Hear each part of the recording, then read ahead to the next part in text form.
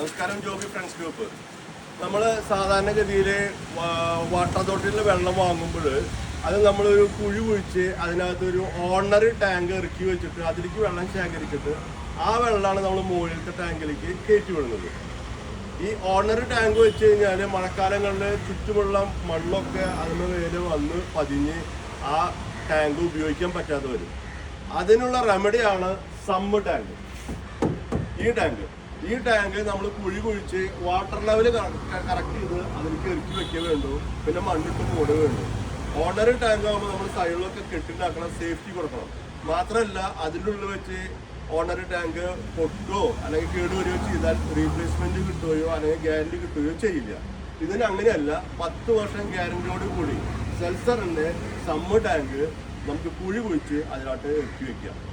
ഇതിൽ നിന്ന് നമുക്ക് മോട്ടർ അടിച്ച് സാധാരണ ടാങ്കിലേക്ക് വെള്ളം കയറ്റാവുന്നതാണ്.